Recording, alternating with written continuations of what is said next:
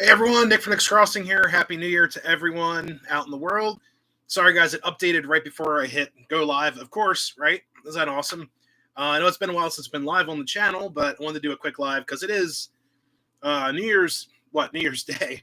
So there we go. I got the notification on the phone. Let me lower the brightness on the screen a little bit. So how's everyone doing out there? Hopefully everyone had a great Merry Christmas and also a Happy New Year. And we're a Merry Christmas house over here. It's just a tradition of ours. But yeah, hopefully everyone had a great holiday season, all that fun stuff. Of course, going right into tax season, which is always fun. That's probably my least favorite part of the year and the most anxiety-ridden part of my existence. It's always been tax season. But hopefully everyone had a great holiday season. Merry Christmas and a Happy New Year. So, Old Ohio Anglers are first comment in here. Happy New Year, Nick, to everyone watching. Thank you so much. Cheers to you. I'm just drinking some water out of this very masculine cup right here. Baby blue cup right here. Perfect. Nikki made a ton of cookies, so I was parched. They're excellent cookies from all over the various grocers of Pennsylvania. What's up, Robert? How's it going? Happy New Year's to you as well. What's up, Thomas Trains? Doing all right? Got 12 people watching already. Wow. So guys, I've been working up here for the last couple of days trying to get some stuff together. This room is still a mess, and if anyone's ever built their own model railroad or even toy train layout, these are all toys, guys. I'll be honest with you. These, even though I'm going for more a realistic approach, nothing's truly realistic, but they're just big kid toys, and I run everything on here, which you guys will see tonight. We'll be running my Hiawatha set with all the crazy lights I installed. So it's not super serious up here. It's not like an ultra scale layout either. I've got some toy stuff on here, and like this behind me isn't even an O scale model. It's one of those Danbury Mint collectibles. So stuff like that, just kind of mix and matching. Lots of Rail King stuff, all that fun O gauge, put everything under the sun. But the room's a mess because if anyone's ever built, I'm trying to think of the best way to explain this. When you tear something up and then try to build it back, there's always a mess, and there's remnants of stuff everywhere, and tools and glues and epoxies and alcohols and spray bottles, all that stuff just everywhere. Wiring tools. I got like 3 sets of pliers under my laptop right now. I've got, this whole corner here, it's got to be done up. So as you guys can tell, you guys will see in a minute, I've been working really hard in this yard in front of me. So my next big step with the layout is to pretty much work on the yard area, get that all wired in, because I will have to do some wiring for blocks, because all 3 tracks are blocked. The track in the back, I'm going to have to put some jumpers in there to wire it up. It's typical stuff. But the 2 yard tracks inside our engine shed are also blocked out. That's a whole nother feat. So some of you guys know that I switched out my engine shed. I posted a YouTube short of that the other day. So the engine shed is no more. I ended up buying a larger engine shed. And it's actually a little bit thinner because the Strasburg one that I had before, I really appreciate George building that. Florida Railroad Dog builds 3D buildings on his eBay page.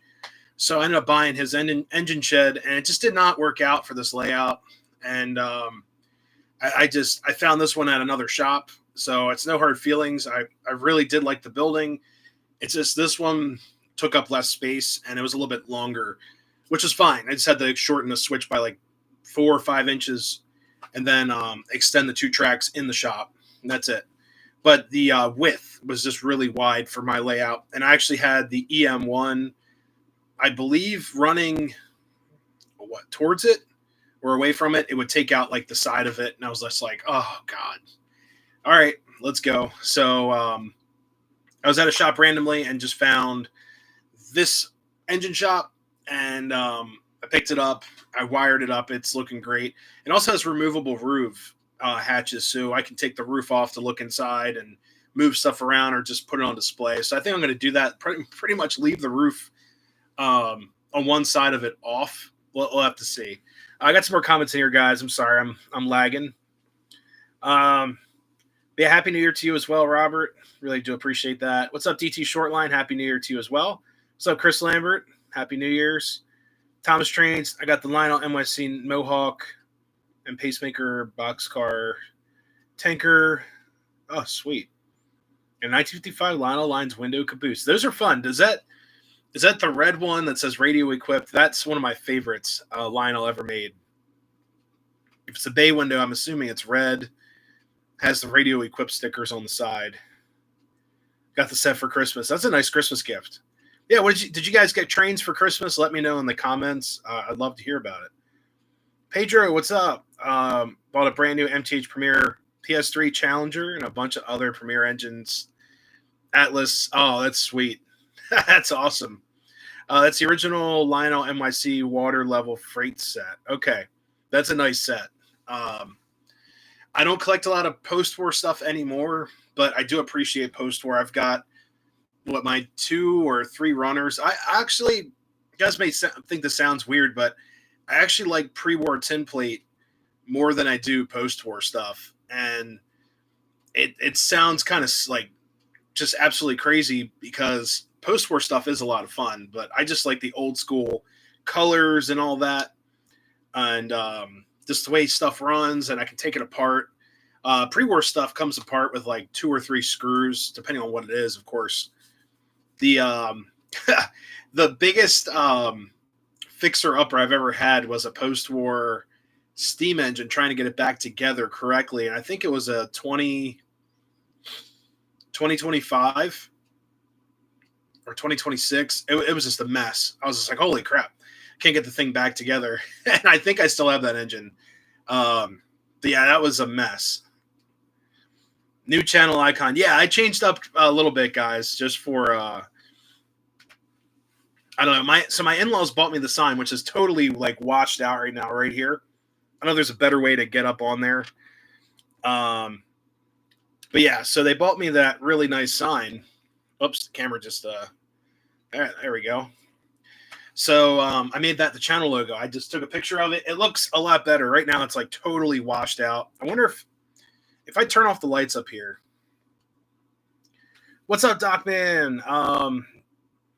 Going to Oaks next week. I will have to check.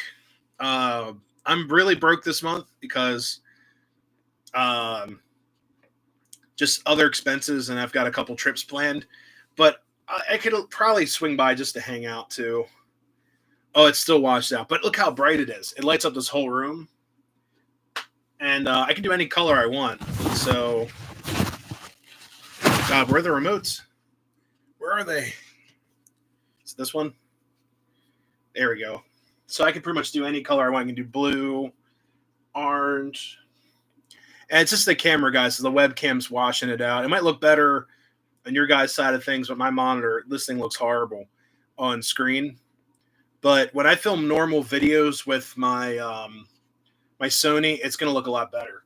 But it is a nice sign. But what you guys are seeing in the new logo there is this sign. And my in-laws are awesome. They never give me Christmas stuff ever, or train Christmas stuff. I'm sorry. They do give us a lot of Christmas stuff, and they're very, very generous. But I've never gotten like train stuff from them other than last year I got a box of like Amazon People, which are sweet. I love them because those Amazon People are just the right size to put in passenger cars.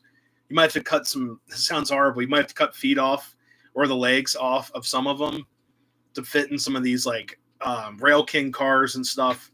But the Amazon People actually have a little bit of character to them. They have like baggage or coats or something, or top hats, or just different stuff you normally wouldn't see with getting a box of like the Lionel People that look super goofy, the weird colors and stuff. These actually look pretty nice. So I was really happy with that. Let me actually get the lights back on. Green's kind of messing with me. Trying to get the come on, technology. There we go. So no, I'm very appreciative. This year they bought me this sign right here, and then also her uncle bought me, or he gave me an old train set. I think it's a Tyco, and I do understand her family does not know what scale I collect, but just it's the thought that counts, and it meant a lot because he mentioned it for a while that he had this train set, he's not running it. If I'd like it, and I said, yeah, that's fine, I'll take it. So I believe I got a Tyco train set. I'll do a unboxing on. Probably set it up on the living room floor, to be honest with you guys. And it's a limited edition set. It is something I normally would not collect, but it's going to be kind of cool to open up, see if it runs. It's new in box, like new old stock from, I'm assuming, like the early 90s or late 80s, somewhere in there from the packaging. Let's see. Lionel pre-war blue comment. That's on my list to get. I know where a couple are. I just don't. It's not on my list right now to immediately purchase. I'm working on this layout first, and then we'll get into more of the collection. Have you seen this new RMT boxcar? Yes, I have one. Where is it? So, yeah, I saw Eric's Trains did a video on comparing Menards to RMT. I thought about doing something similar because look at this car right here. This is a ready-made Trains car. Got this for, I think this one was $32, $35 right here. So I usually don't buy a lot of ready-made Train stuff, but the graphics on this car is just amazing. And the doors open, and to the roof. No, the roof hatches do not open, which is fine. The roof hatches do not open, but the side doors do. The detailing's amazing on here. The trucks are cast, but they do have like the little cast wheels right there with the flanges on the inside. I always like that. So if you compare that to here's an MTH car. So this is an MTH car, probably cost, I would say $80 to $90 brand new. I didn't pay that for this. This was used. I got this for, I think, $35, $40, somewhere in there. And you can see it has a little bit more detailing. The doors on the roof open, the hatches all open. The doors on each side open. Has a little glad hand sticking down, just like this one does too. Has the brake glad hand. The trucks are nicer on these cars, I will say. But honestly, guys, what's the RMT? Oh, they're the same length. And the RMT also has the coupler, the decoupler arm on there. So that's cool. Does it move? Yeah, it moves too. So separately applied detail on this car is just great compared to paying that for one of these. I honestly will get, 1.5 more cars by the time I get one of these after, the devil's cut or, tax or whatever. But yeah, I did watch a little bit of that video. I had to do some stuff around the house. I had it in the background. So I thought it was a good point. I'm not a huge fan of the Menards cars. I've had issues with Menards cars. I think they're nice. I don't think they're the greatest car. If you're going for O-gauge stuff, it's a nice option, but I'd honestly buy an RMT car over Menards. This is my opinion. How many Menards cars? I think I have 3 Menards cars. One of the hopper doors on the covered hopper flew off. It's gone into the abyss. And then, I had something else. The tanker, the ends popped off. I had them in my totes going back and forth to the club. It was a CSX Heritage tender, and the 2 ends of the tender popped off. I was like, okay, well, I got to glue that back. So it's just goofy little stuff like that. And also one of the trucks just rattled all the time, even after oiling. And I ended up putting grease. It's actually this right here. This XL grease from who makes this? Labelle and NLG12 PTFE grease. So I ended up putting this in the truck, and this is what made it stop rattling. But I was like, dude, I oiled this thing a million times. Like, you know, I have heard they have issues with couplers. Now, RMT couplers are not 100%. I've heard guys that had issues with RMT couplers, like they'll detach, can't run a bunch of them together. But a lot of the guys at the train club, from what I remember, were using like zip ties on their couplers or heat shrink, so you can't see like the, you know, something physically keeping the coupler closed. Now the funny thing is, I had those Christmas cars I built. They're up here somewhere because literally my Christmas stuff is like sitting like in this back corner and all of that. My Christmas box car, you could definitely tell that it ran on a Christmas layout for a long time because the couplers were glued shut. So someone super glued them, and someone told me, I forgot the gentleman that I bought them from, but it was up at Kutztown train meet, and he said it ran at a mall train layout like constantly. And I remember going through those trucks. I'm like, man, these are really nice trucks. Why aren't they opening? And I've just remembered, like, oh yeah, yep, someone glued them all shut. Hairbands from Dollar Tree. That's a nice one. That'll work.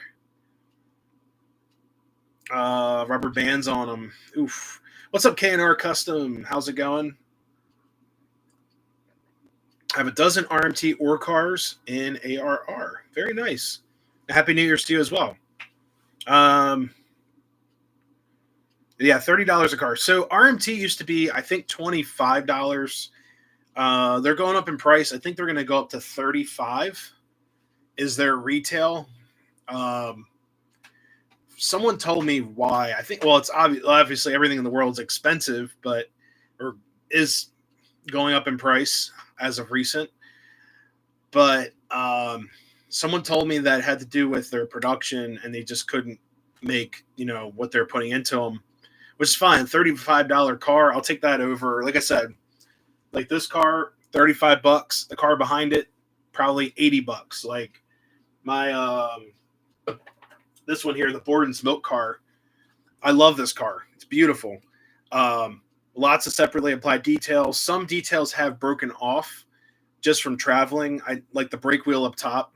But this car right here, I think this is a $75 car.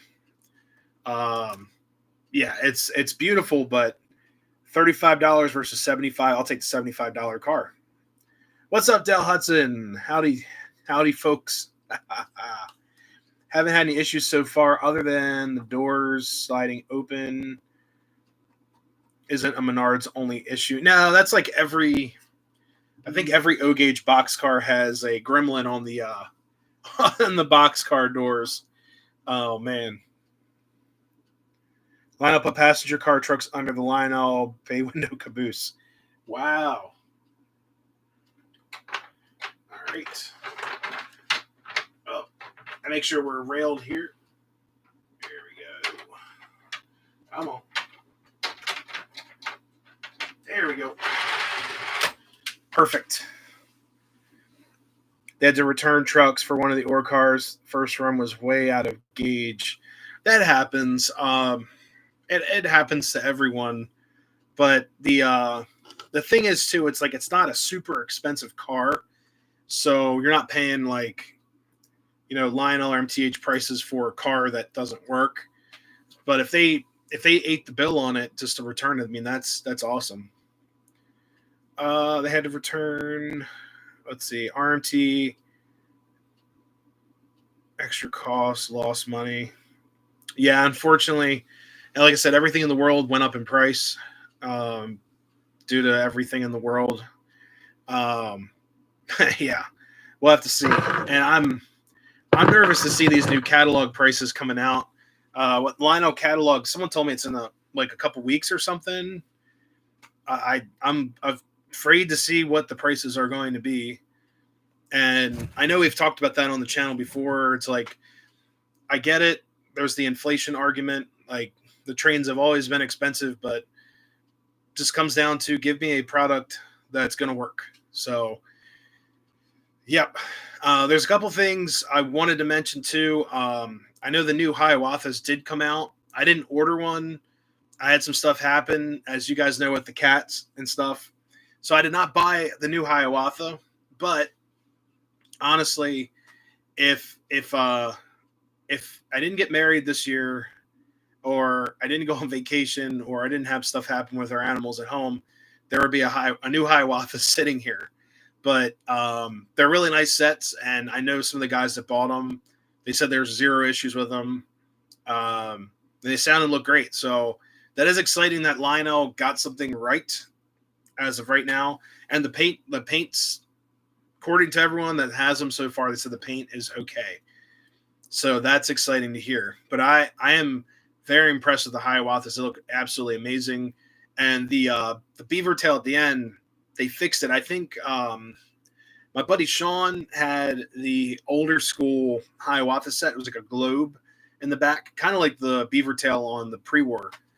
And the newer one is like correct. It's like a swale. It looks amazing. So you guys out there have the Hiawatha sets. Those are awesome. I wish I could buy one. We'll see. We'll see if I can find one at York or something. Just the engine for now. I know once you buy the engine, you need the cars to match it. We'll have to see. Can't justify a $200 freight car. RMT has been great so far. Yeah, like I said,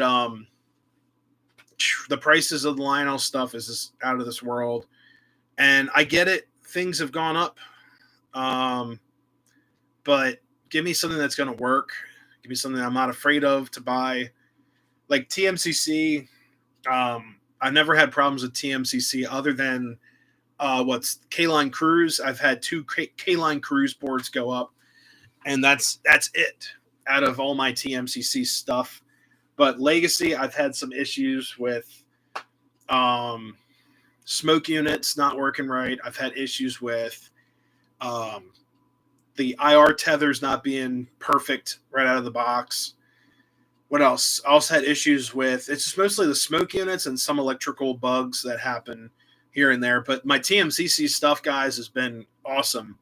And honestly, I'll buy older TMCC over the newer stuff. It's like bulletproof. It's just amazing how it still is alive. Yeah, rolling stock's crazy price right now. Are you doing tonight? Oh, we're doing great. Sorry. Let's see.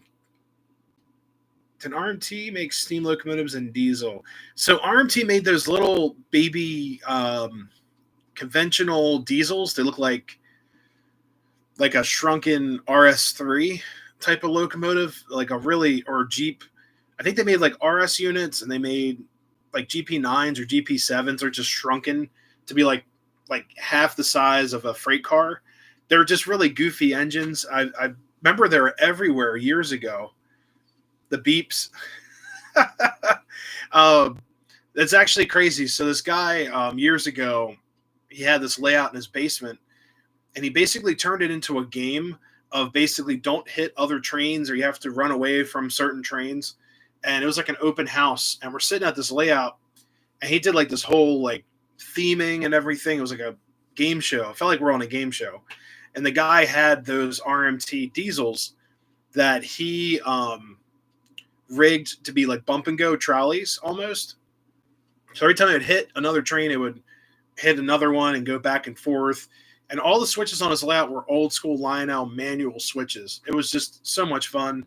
And I'm like, who made these little things? I remember going to train shows as a kid and seeing those little RMT diesels everywhere. And now they're like super hard to find, and they're really expensive. I don't know if they're like collector's items or something now, but I just remember those as a kid. They're just ridiculous. But they're still out there running. I remember going to, what was it, the Toy Train Museum had them running, and shoot, someone built like a tiny, tiny layout, and they had one of those running.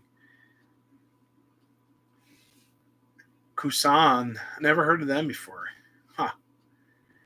What's up, Ed Matina? How's it going? Happy New Year to you as well. I see the new Lionel Legacy NYC water level freight says for $2,000. Yikes. What's up, Scott? How's it going? Happy New Year to you as well. Um, Someone said that there's Del Hudson. 15th of January from Old Ohio. Okay. What's up, Maddie C Train? Saw you wrote a comment in there. Protracted. No worries. Let's see. Star Wars trains. There's Del Hudson. There's Star Wars trains. What's up, Daniel? So I'm not sure if it's KMT or RMT. I just remember seeing RMT having the blue boxes with those, but it could be KMT. I know RMT's ready-made trains. I don't know what Kusan made trains. I don't know. The K-Line Alco FA, Menards Freight Cars, and K-Line Girls Train. Okay, that's interesting. KMT. Okay. I've got some who's the brand? Can't think. It's before Weaver. it's like Weaver, I believe, took their tooling, something like that, or I don't know if it was KMT. It might have been KMT. Weaver got a lot of their tooling for their plastic stuff, or it's I can't think of the other brand. What's up, Rose Jewel? How's it going? Kusan was KMT. Okay. What's up, Amtrak 23? Let's see. You know, the crazy thing is there is a company called Amtrak spelled like that too. They're a track contractor. So my buddy, all my buddies that I work with at Amtrak, he sent me a picture of that, and I was like, "That's really cool." So yeah, there is AMTRCK or TRACK, and they're track contractors. I thought that was kind of clever. But no, welcome to the channel. So the layout is 8x12, and I'm sitting in the center of it. It goes around the whole half of the room, essentially. How did you get started with trains? Oh my gosh, I could write a book on that. Track Tech. Never heard of Track Tech before. How I got started on trains, I blame my father and also history. I was a history nerd and mostly high school and college. Got into history, American transportation history, and then it just went off from there. And then always being interested in the railroad and just how things got to places and technology of steam and diesel. So, and then here we are up here in my own miniature kingdom up here. But I blame my dad. He had a scout set. A lot of people think like I started trains with like a huge collection and all this time and money put into the layout. When we were growing up, I was like mesmerized by running my dad's plastic scout set. It was a 242. It was from the 60s. It was all plastic. It ran horrible. It was like the worst running engine absolutely ever. And I just was mesmerized. And then I remember my dad brought home a Sioux Line switcher that was totally hosed. He rewired it. And then we just went from there. I remember having old light bulbs under the buildings. We had like red light bulbs under buildings and bubble lights everywhere. And I remember getting in trouble because I drilled this huge hole to I put a Christmas tree on my layout when we were kids, and I drilled a hole like this big for the plug. And my dad's like, "What are you doing with that?" It was so funny. And I'm like, "I got to fit the plug through it." So it was just the goofiest thing. I just remember that stuff as a kid, climbing on the train layout. It was crazy. Nowadays, it's like I can't climb on this, but my layout as a kid was built like a workbench. My dad's he's a very excellent carpenter, but he says he's like an amateur carpenter because he didn't go to like carpentry apprenticeships and all that, or schooling, or tradesman work. So he calls himself an amateur carpenter, but he is a great woodworker, and he builds stuff like a tank. So our train layout growing up was built like a workbench. You could have built like a house on it. It was absolutely amazing. And when we moved, we actually had to cut it in 3 pieces. Now, when I was a kid, honestly, I was like super sad that we had to destroy the layout, but I actually built another layout, and then my dad tore that down. I made a 4x4 N scale layout, square, that was from the old layout, and then my dad built a whole new bench that he currently has now. I think it's a 4x12. So that's how I got started in trains, and we didn't have all the TMCC stuff growing up. We didn't have command control, MTH, proto sound. I remember I thought I was on top of the world, guys. I remember my first proto sound 1 engine. I bought what was it? 1361 K4 with proto 1. And I thought I was on top of the world. I was like, wow, this is the best thing ever. And it was like oh God, what was the date? I think it was like 2018 or 2019 when I bought that. And then, I bought my Western Maryland GP9. I made my wife carry it around the train show. It was absolutely hilarious. Like, we took turns carrying this thing. And then I got it home. I thought I was on top of the world. My first Proto Sound 1. And at that time, there's probably Proto 3 out there in the world. What's up, Old Low? How's it going? Scouts are decent. So it wasn't like it wasn't a cast Scout. It was like a plastic Scout. The motor was all plastic housing. It was horrible.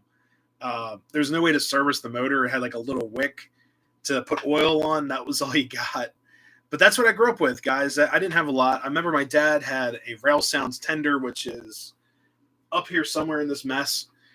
And that was like my first Rail Sounds with whistles and bells and all that. So we grew up doing a lot of other stuff too. So it wasn't always just trains.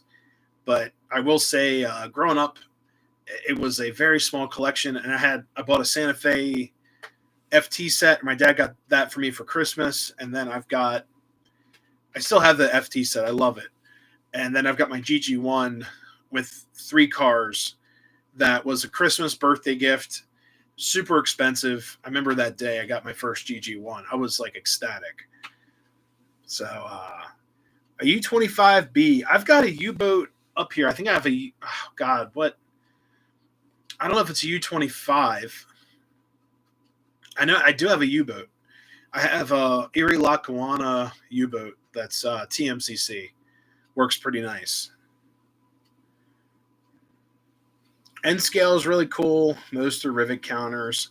So I just got ticked off at N scale because I got so tired of my train disconnecting and being all over the track, and then me not paying attention to it, walking away to like go to the bathroom or get a drink or something, and half my railroad would be on the floor. I just got so tired of that, guys. But I do like N scale. I think it's interesting. HO, I like all trains, honestly. And when I do get to a larger house, I plan on building like a scale-esque layout and then also have a toy train layout to run my post-war and pre-war stuff. Mostly pre-war template. I would love just a designated pre-war layout. I just think that'd be so much fun to do. Like get the old tin buildings and accessories and stuff. I just think that'd be so much fun. Hooked on Marks. Okay, so Marks, my aunt had a Marks set, like late Marks, and I didn't even know what Marks was. I think it was a Pacific set with the freight cars were plastic and they had one wheel in the middle of 2 wheels. So it might have been like a Montgomery Ward's Marks set. Like it was really cheap. But that was my first encounter with Marks as a kid. But I remember sitting there running that train under their Christmas tree as a little kid. It was a lot of fun. Wegmans all Wegmans have the they got the trains above. I always like that. Going to Wegmans, you just sit there and just watch it go around. People are like, "What are you doing?" I'm like, "I'm watching the train." Like, it's a G scale train. They had G gauge Aristocrat U25B. So I think the one in Maryland, Hunt Valley, had a Pennsylvania Railroad GP9, and apparently they have like a service that comes out to like fix them and change traction tires and all, or grease and oil gears. Because someone told me about that. It's like, someone comes out to fix them or change the engines out every week or something. I'm like, that's crazy. So I guess when the lights turn on for the store, that train just starts running all day long. But it is cool. If you look back, the trains are usually above their deli counter, or the dairy. They have this huge mural behind it. If you get a really nice spot, you can get a really cool aerial shot of the train going through the countryside. It's something to kind of look for. Nearby Mark's store has an LGB train running overhead in the checkout area. That's cool. Very nice. Yeah, that's stuff I miss, G-gauge scale train too. Nice. Yeah, Daniel, so I had family up in Rochester, New York, and they have Wegmans everywhere. It's like their grocery store. Like down here, where I live, or where I grew up in Maryland, when we got a Wegmans, it was like a super big deal. It was like, whoa, this is like the grocery store of grocery stores. But then I go up to Rochester, it's like everything's Wegmans. It's like that's your giant, or equivalent to like a Kroger or whatever. I thought that was just so interesting. What's up, Matt? Happy New Year. Thanks for stopping in. But yeah, guys, let me show you what I've been working on. I don't have much time here. I've got to wake up at the crack of dawn for work. Wegmans is the best grocery store. I wish they were more. I wish their prices were lower so I could buy more crazy awesome stuff, because I can go overboard there. So many special foods. What's up, Warren Evans? How's it going? Happy New Year to you as well. Yeah, doing all right. Yeah, I was gonna show you guys what I've been working on up here in the train room. Amtrak running 3 different levels on the main table, with HO in the middle plus another table. Oh wow, 4 level. Wow, that's awesome. Have a great day. Thank you so much. You as well. I don't know if you meant to write that in caps. You don't have to yell at me. But that is really cool. Hope you have a great day as well. That's awesome. What's up, Glenn? How's it going? Happy New Year to you as well. Let me show you guys what I've been conjuring up here, if I can get this camera to work. So as you guys can see, the giant mess of garbage on the lot of the yard is mostly gone. It is transferred to my workbench. So now we have a totally trashed workbench, but a nice clean yard. So there we go. So if you guys remember, like the last time we did a live stream up here, this yard was full of junk and absolutely no way to see if there are even tracks underneath all that garbage. So I got the soldering iron right there. I've been doing some wiring for lights and such and other stuff. So let's see. Oh, Glenn Gordon, thank you so much. Happy New Year's to you as well. Wegmans has a special Lionel run set. Pensy Flyer, that's cool. Way too pricey. Yeah. Oh, yeah. All right, so guys, this is what I've been working on right here. So that's the new engine shed. I've got ballast down. It's all furnished on the inside, and we'll get a look at that in a second. But as you can see, all that junk is gone. And then the engine house has been swapped out for this style. Now, one of my buddies said that it's an IHT model. I'm not sure what it is exactly, but he's been in the hobby for a long time, so I'm going to go with his recommendation as IHT. Now, over here, guys, see if I can get you in the shop. Oops.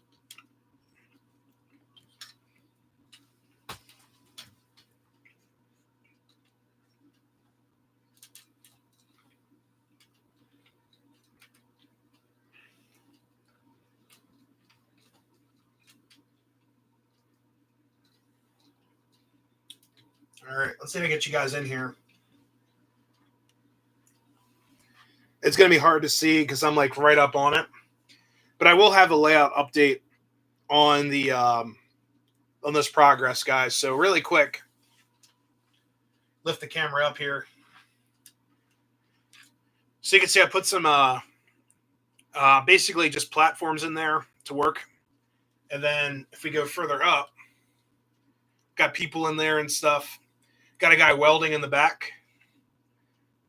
So this has been my project of the week to get this area all situated. And as you can see, the roofs come off. I did drill a hole under 2 of these, so the stacks actually work when I put a steam engine in here. And then there we go. That just sits on there like that. And they kind of just force fit in place. And then that's it. So all 4 roofs come off. I'm not attaching them. I'm going to have them loose on purpose. But as you can see, I got the SW1 just being stored there at that Penske caboose. I got my Amtrak 44 tonner just chilling there. And then next to the shed, I did some static grass that's drying. And then let's see, right there I got my little switch tower for the yard. And I also have some signage. If I can get this Hiawatha out of the way. Let's see. Gently pull this out of the way. So you can see I've got a yard limit sign right here at the bottom, right there. And then to your left, I've got a resume speed sign exiting the yard. Also weathered the water standpipe right there and did some weathering in the ground. Also added some other paint stuff. And, you know, the shed actually came weathered. This is awesome. Saved me a lot of time. Someone did some air spray work on it. It looks fantastic. I love it. But the switch house, guys, I weathered that myself. I did some like brick, you know, weathered brick, and made it look like, you know, water, like acidic water's gotten all over from steam.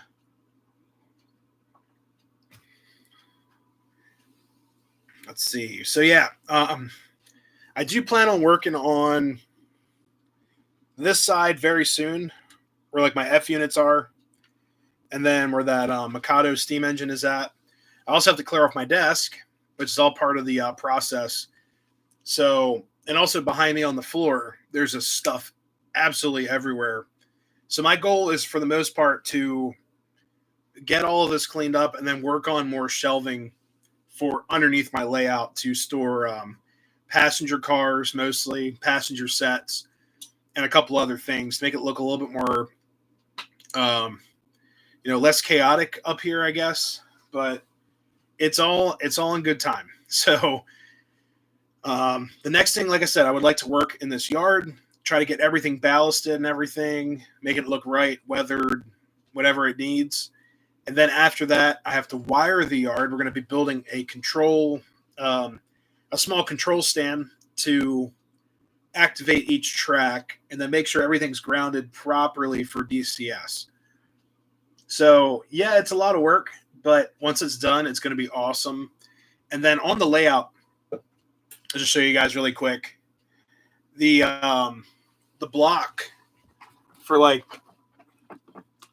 this F unit that's sitting right here, the block starts like right here. So once this engine passes that threshold, whoops. Oh no.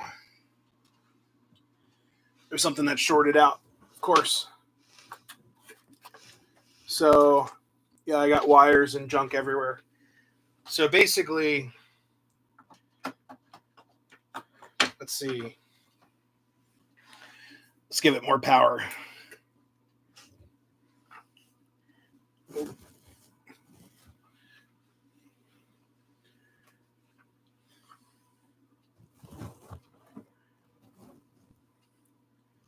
Gotta wait for the DCS to reset. Oh, still flashing red. Uh-oh. I did it now, so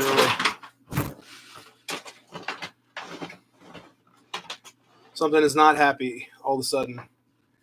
That's awesome. So might be that.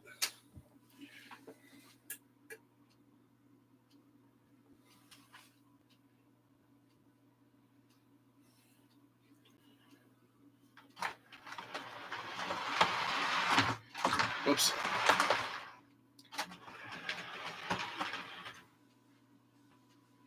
Oops.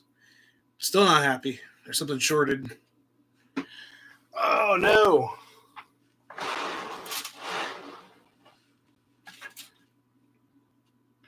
So this is what I'm trying to fix, guys. As you can see, it's like, yeah, I can run trains, but it's not perfect.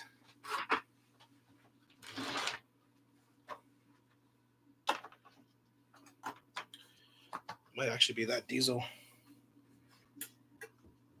Nope, still shorted. Okay, so now I got to figure out what's shorting out.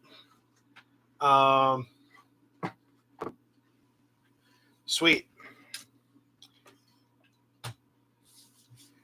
So yeah, basically something in the yard here is shorting out my track, which is, it'd probably help not to have all these metallic things everywhere. So let's see. There it goes. So just to show you guys really quick. What's up, Tree Man?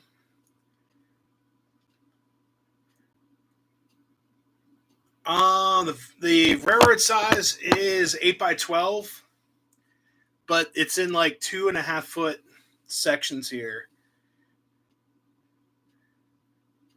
Yeah, they were on the outside, causing all kinds of chaos.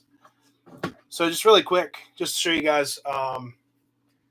So this F unit, what number is it? I think it's 42 or no.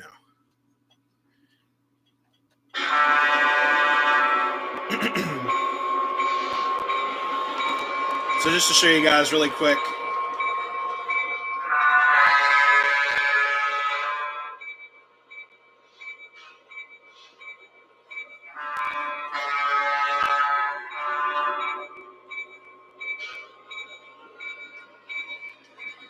So the track, it should stop right about here. And there you go. So, whoops, it doesn't like, yep,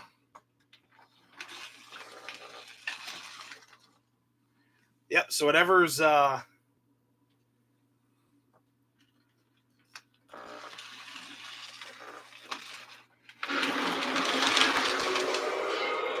yeah, whatever's in this block, it's shorting out.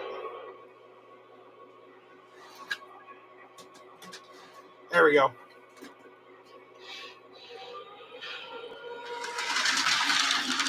Oh.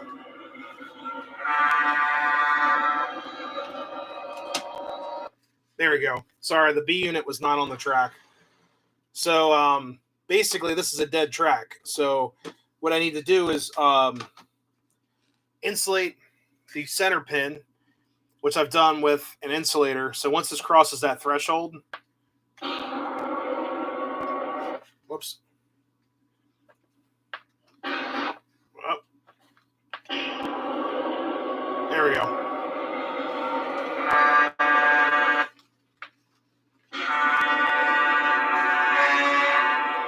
Also have some dirty track in here too. Yep, right there. Because I've been gluing all over the track.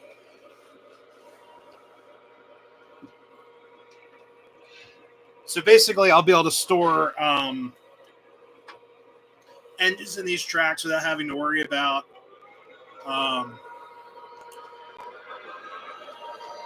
having power to everything all the time.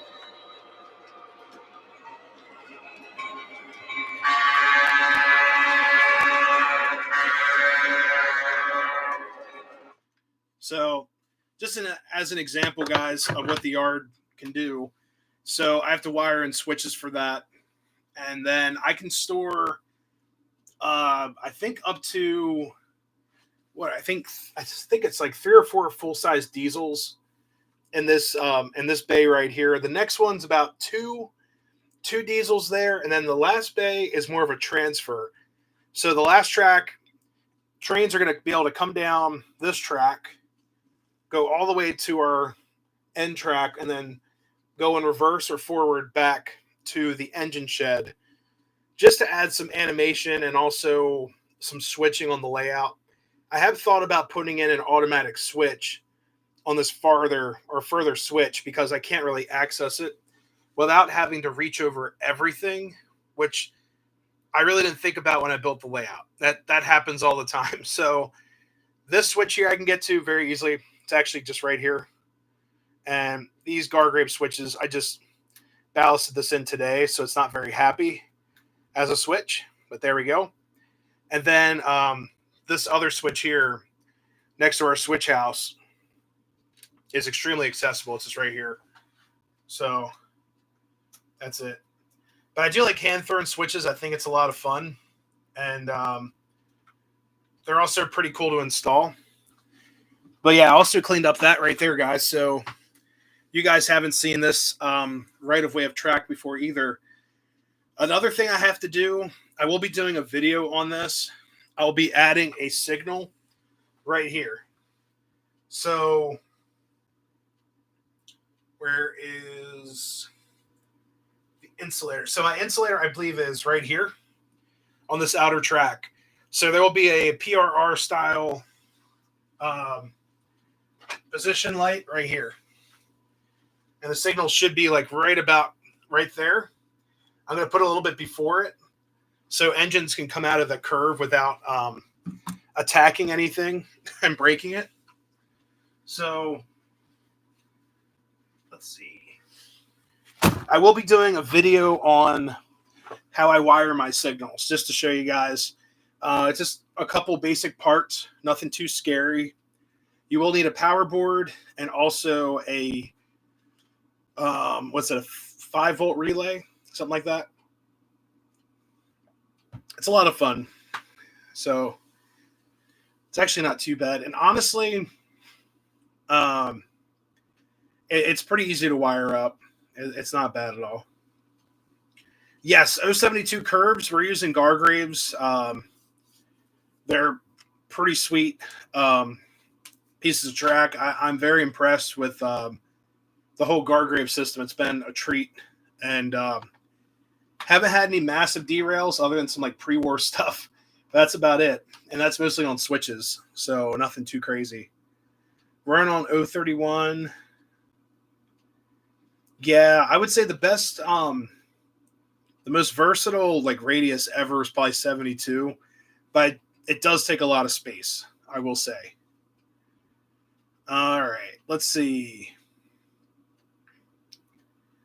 What's up, train board? Need some trees, some dead tree stumps. I've got tons of trees. What's up, David Mouse? Happy New Year to you as well. Oh, got some more comments, guys, I missed. Whitmore Strains, what's up? To clean up more often, yeah. I've got a couple New Year's resolutions. Nothing too exciting.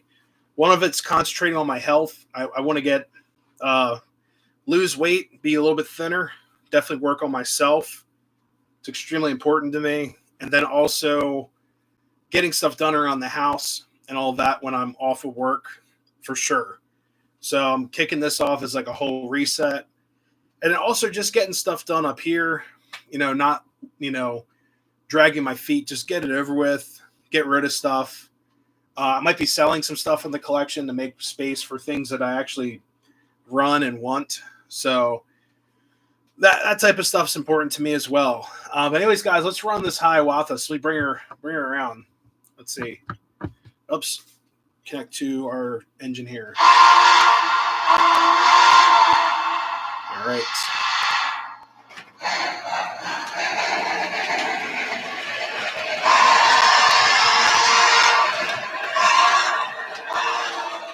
What's up, K-Flynn, Rail Fan? How's it going? Hey, thank you so much. Oh, Lo, have a good night to you as well. Oops.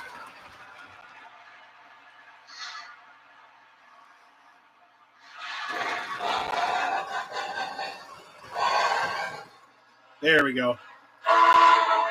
So, guys, this is the my 1988 Hiawatha set, and I really wanted to run this tonight to show you guys all the lights and stuff. And the video doesn't really do it justice. The best thing to do is actually just see this thing in person. It just really pops. And I know I probably ticked off some purist collectors, but I'll be honest with you guys. If this was an original Hiawatha, I would not do a thing to it. Not a thing. I don't care how beat up and nasty it looks or the cars are all ragged and stuff. I wouldn't do a thing to it. Now, this engine, guys, didn't even run when I bought it. So it needed a pickup plate underneath that I had to replace. And if you guys ever done a pre-war pickup plate, it's a nightmare. You have to be very careful on the fiber paper or the cardboard underneath.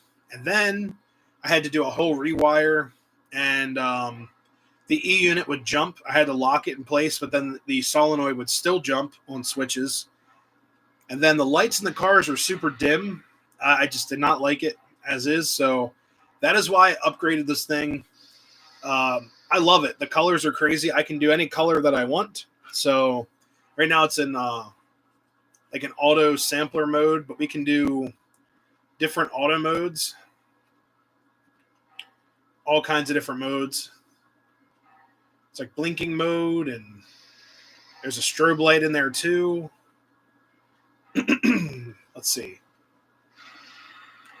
You can do any color strobe you want.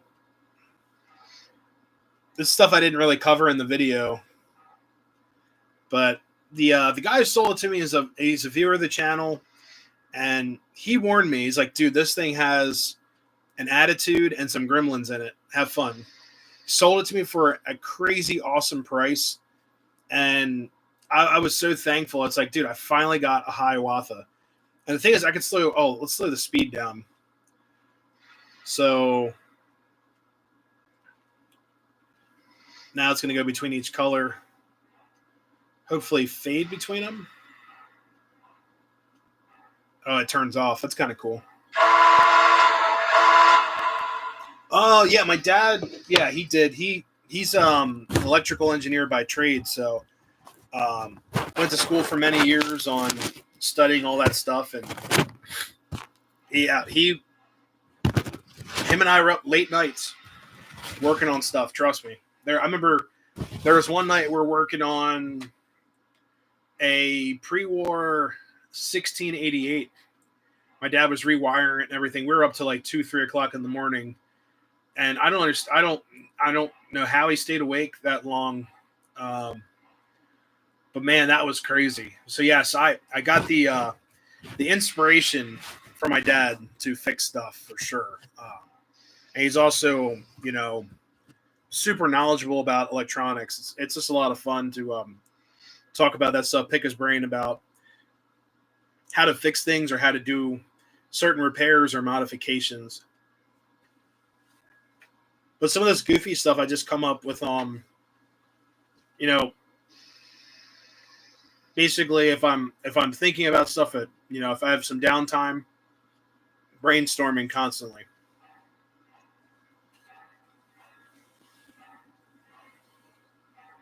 $1688 is awesome. Yeah, I used to have 1688s. I think now I only have 8 or 10. But they're definitely my favorites. Hey Warren, thank you so much. Yeah, this set needed some help. Now it's got the cool whistle. I'm not a huge fan of the whistle, but everything. I don't know if you guys have ever done an ERR upgrade, but in my humble opinion, a lot of their whistles sound like the same to me. I don't even know how to explain it. Like, I kind of feel like, sorry, the mode on here. I wanted to change the mode. But a lot of their whistles kind of all sound like 611 or like a big boy. And that's just my opinion. It's just what I think it sounds like. So there we go. But yeah, let's run this thing. So we get the whistle, right? Then we also get the bell. Then we also get a horn. So the reason why I chose this sound set is actually a daylight sound set is because the Hiawathas originally did not have whistles. They had a horn that sounds pretty close to this. And it was because they said that they're running so fast, they're worried that a whistle would not be sufficient to get the warning across. The other thing, too, is that someone told me in a comment a while back, I think it was under my video for this engine, that the Southern Pacific Daylights had horns due to the heavy, dense fog and speed of their locomotives, which I thought was really cool.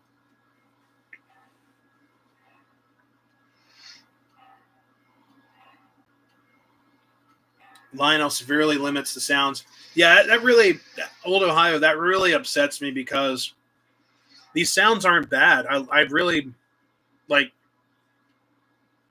granted, it's, what is it? Trying to come up with a way to say it.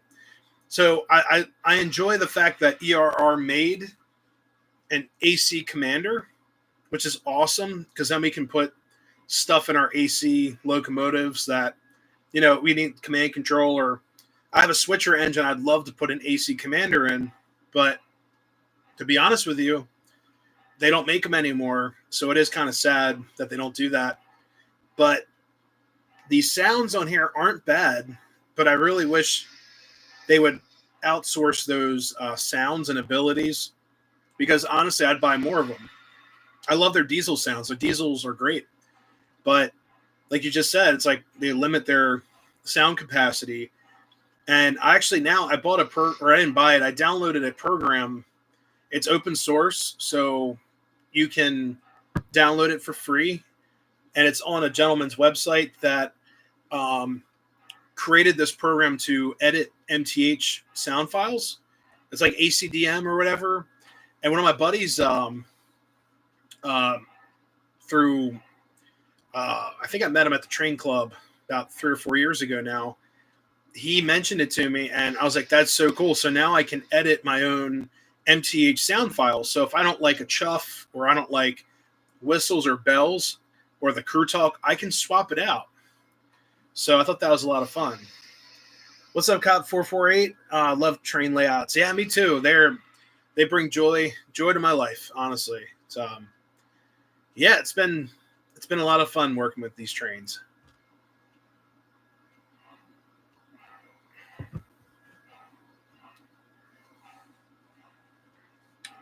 What's up, train board? Why did oh wait, retyping. I saw you retracted it. No worries. But the sounds on here are cool. You get the basic dispatcher cheese. Affirmative, the track is yours. Over. Which we don't say affirmative on the railroad. All clear. We do say Roger, though. Good luck with weight loss. Started 6 months ago. 84 pounds. Hey, congratulations. That is amazing. More train sounds. Then here is the dispatcher to engine sounds. Dispatcher here. You're cleared off the main. Over. Roger that. All clear. Out. We also usually don't say over and stuff like that. It's just, I don't know. There's basically a whole set of railroad language you have to use. And then here's the bell. The bell sounds nice too. I think there's a blow off sound in here. Let's see. Is it 3? No, it's 6. So instead of doing the steam blow off, they do the horn.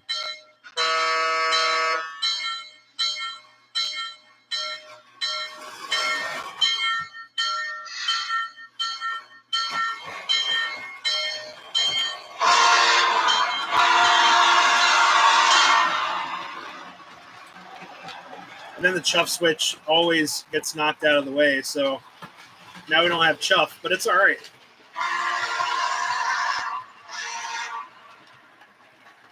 Ten codes, I'm not sure.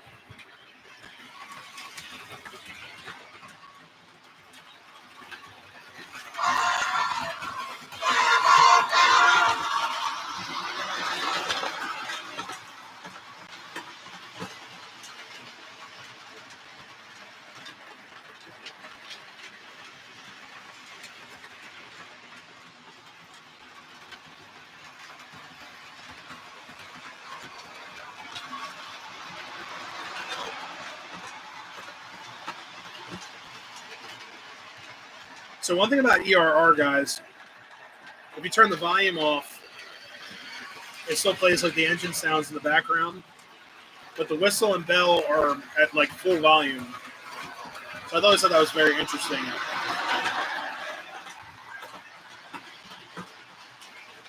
Hornby. So yeah, they're what, 00 scale.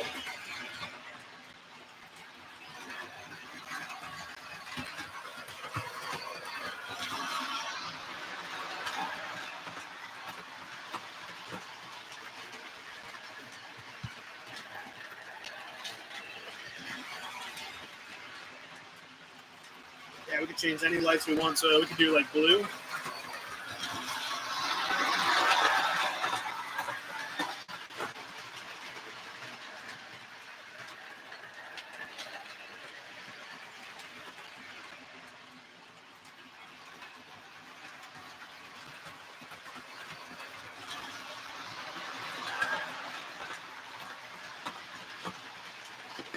There we go. Let's get you guys different angles here.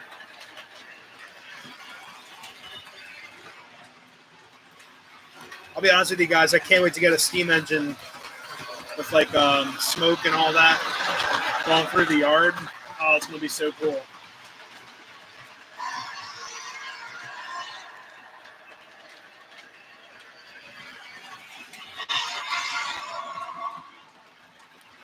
Yeah, so I watch Sam's Trains, and he does a lot of 00 gauge. It's so awesome. I love that channel. Sam's Trains has been like, he's like one of the original YouTubers for like train stuff.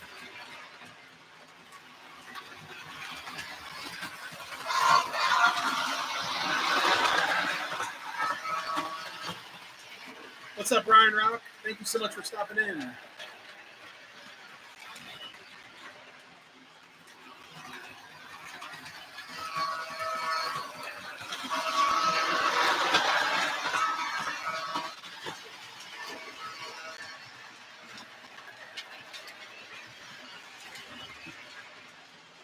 That's the other thing too, guys. With this engine, I wish I could sub the whistle out for the horn.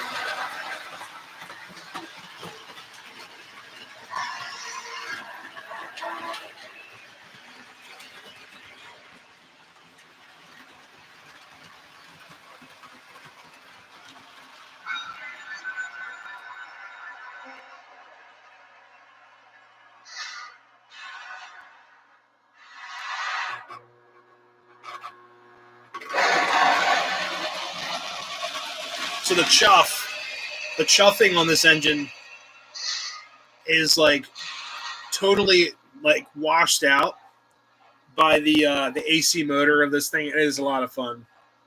Doing good. That's awesome. Picks up a Legacy 460 Jersey Central. Very cool.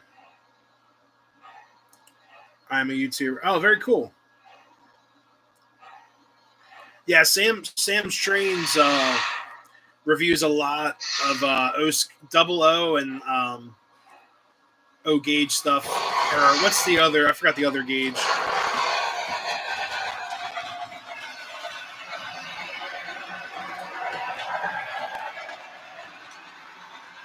They get this thing to crawl pretty nicely.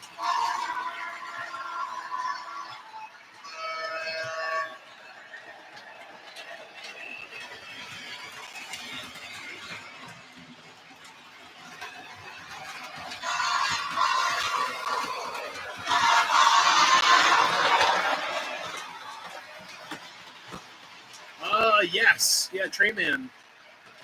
Yes, they did.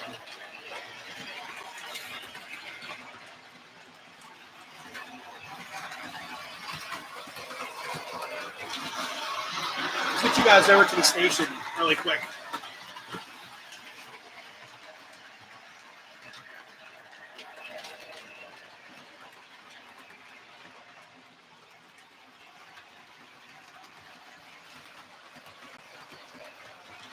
Well, we'll do that.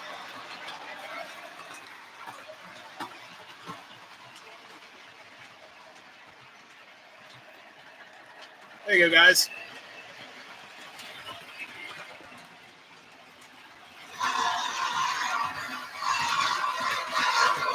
Hey, Timothy Ron, happy New Year to you as well.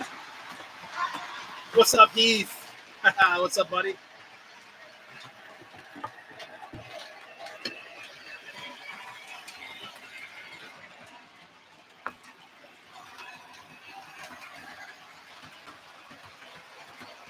So the cars look so evil with the red. Check this out. It goes by.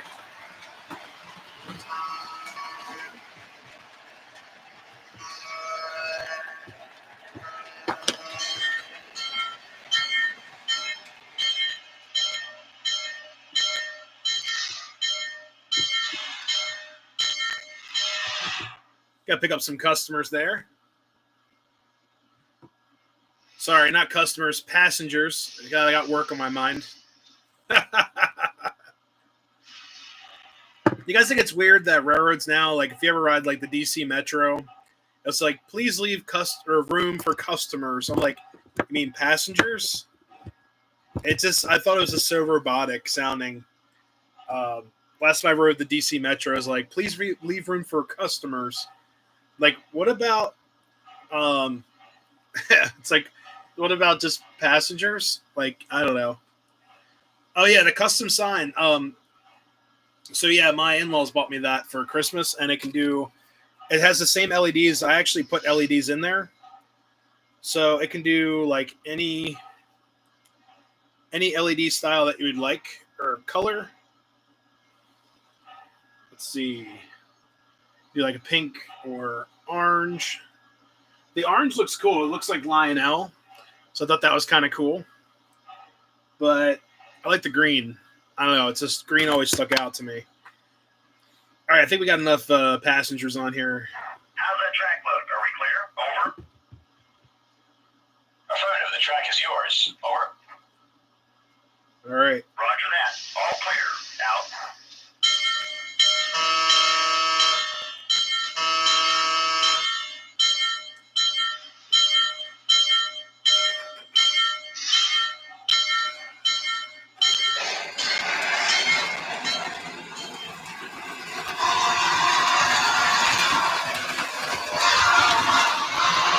What's up, Jeffrey? Yeah, it's been about 5 years. I wrote it right before the world ended a couple years ago. It was scary. We were on the subway and we're like, what's going on?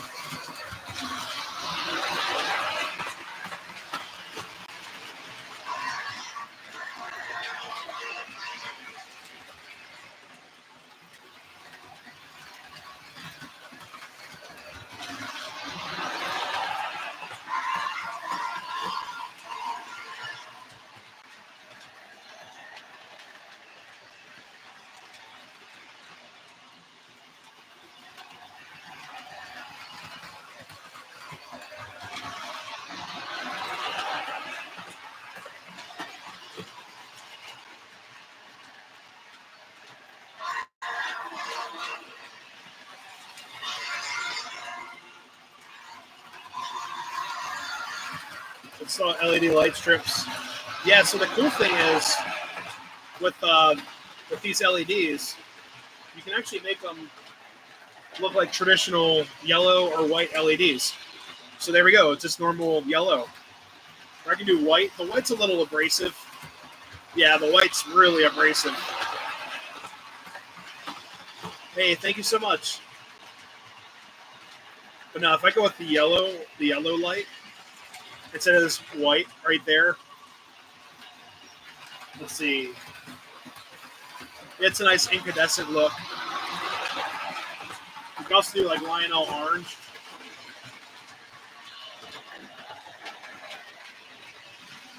There we go. Go with a nice Lionel orange.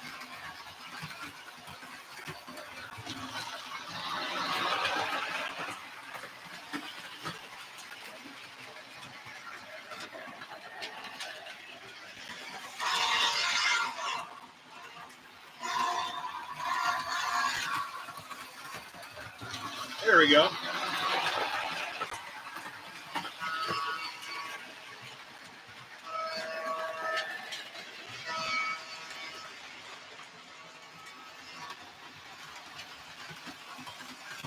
Trains has special right now for orders. That's cool. And guys, the crazy thing is we're only drawing about 1.5 amps right now, and that's including all the LED lights and all that. And we're at 18 volts. Yep, right at 18 volts.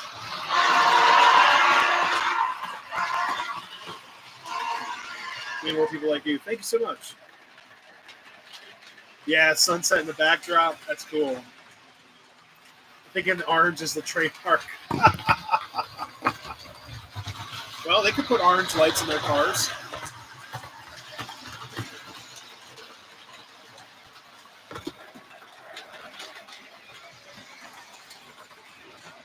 The thing is, I can do any color I want. I mean, I can also put them in auto. The auto mode on here is crazy.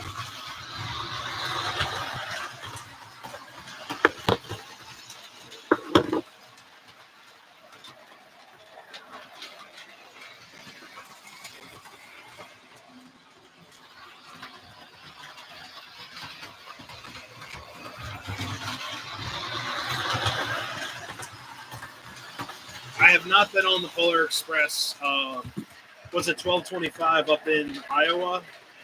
I have not been on. It's been on my list, but it's always selling out. It's crazy. It's probably about 8 to 12 hours away. Well, actually,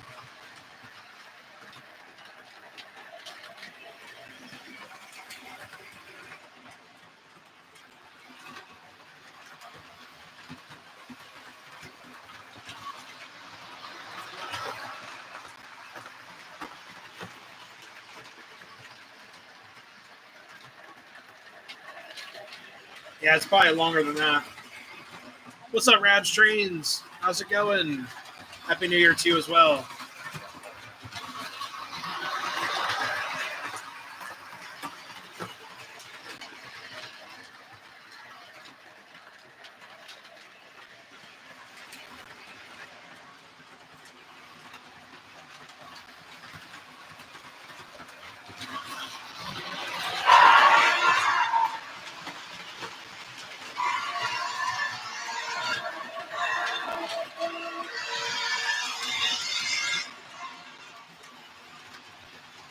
Hey, Happy New Year, Jeffrey.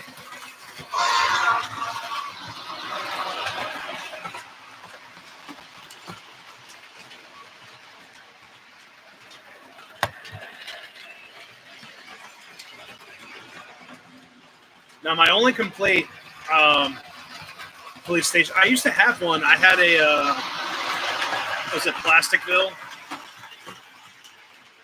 I used to have a Plasticville one growing up as a kid. And we used to have the Woodland Scenics figurines. Whoops. We're stuck.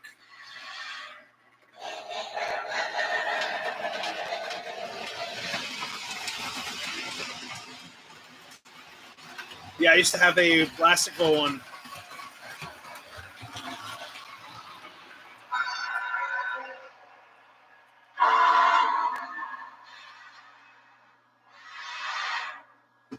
Yeah, the Plasticville police station actually did a lot of restoration work on it because it was missing the bars. It had like bars on the windows. And I had to find all these parts. And there's a guy at a train show and had to replace everything on it. It looked like a little kid like pushed all the windows out. But that, I think, is still at my parents' house. Unless, did I give away my Plasticville stuff? I gave away some Plasticville. But not everything. I think my dad still has some of my Plasticville stuff. And those are like traditional 1950s buildings. A lot of you guys know what Plasticville is, but if you're not too familiar with O gauge or S gauge and all that, Steam Train sounds so good. Yeah, they're my favorite. What's up, Life of Roscoe? I'm going to get off of here soon, guys, because I have to wake up extremely early for work. But I do plan on doing a video on the layout updates probably for Friday. I'll probably film it tomorrow. If I can get a little bit more done, I need to wire up the track. So once I wire up the track, I'll feel comfortable running some stuff in the yard. Or if I can finish the ballasting of the yard, that would be even better. because then I could do a full review video of the layout progress. And then originally I was going to do what do you call it? A year-end review type of thing, like my favorite trains of 2024 that I picked up. If you guys would like to see a video of that, let me know in comments right now if that's something you guys would be interested in. It's just a lot of work to film. I hate to sound lazy about it, but it's going to be a lot of work because I plan on I'd probably pick 3 diesels and 3 steam of my favorite locomotives, or 3 diesel electric and 3 steam engines that were my favorite of 2024 that I picked up. Like I said, I might be running like the same cars over and over. It might be redundant. You're interested in all of my videos. Thank you so much. I do appreciate that. Like you're here. Thank you so much. So that would be a video that would take a little bit of time to film, but I think it'd be kind of fun. But also, I would love to do a layout update. You guys, I haven't done like an actual layout update video, I think, since the tunnel was complete. I'll have to watch my own video to figure out what I haven't shown you guys in detail. Other than like watching my reviews and stuff, there's only been, 2 reviews since the layout's been transformed. What's up, AJ's Trains? Thank you so much. So I think we could do a layout update for this weekend, and then maybe do my favorite engines of 2024 and maybe on Sunday or something like that. We'll see. It all depends on how much time I have. I don't have a lot of time at home this weekend, so double header. Yeah, the thing is, it's like because of work and stuff, I don't have a lot of time. So honestly, I'll probably just do a layout update. We'll do a run session for the update, of course. I plan on running in the yard, so I can run an engine out of the shed to our, I don't even know what track you would call that, a run-around track, I guess. Run the train back, come out to the main. So I just have to do a little bit more scenery stuff when I get home tomorrow from work, and then probably film it for Friday. So that might be kind of fun. So yeah, we'll do that. But anyways, guys, I got to head out. Greenberg Oaks, we'll see. If I do go to Oaks, I might do some filming of layouts because I haven't done that in a while at Oaks. I think I filmed a couple snippets of the Strasburg people when I was there last, and they've always been great. They're a cool bunch. But if you guys are running your club layout, Jeffrey, if you guys are running, that'd be kind of fun to film as well. Hey, thank you, Scott. Happy New Year to you as well. But anyways, guys, I'm going to head off to bed, honestly, because I got to wake up at the crack of dawn. But NPOG will be there. Okay. Sweet. Alrighty, guys. Have a good rest of your week. Week's almost over. I got to go. Unfortunately, I have to go to work for one day tomorrow. But you got to make money to buy trains and keep the power on and all that. So it's not too bad, right? You got to go to work to make some money, and that's life. And I do like my job. I love my job. But it's it's one of the things. Like, I've been home for pretty much all the Christmas week and all that, and it's just like you just want to stay here with family and stuff. But it is what it is. I got to go to work. Anyways, guys, hope everyone had a great time during the live stream. Let me know your guys' thoughts on the new logo as well. It might be a temporary logo. We'll see. But it's actually my sign that's right behind me. It's all washed out in the live stream here. But anyways, have a good night, everyone. Happy railroading. We'll see you next time. Happy New Year to everyone. And hopefully everyone had a Merry Christmas. We'll see you later, guys. Have a good night. See ya.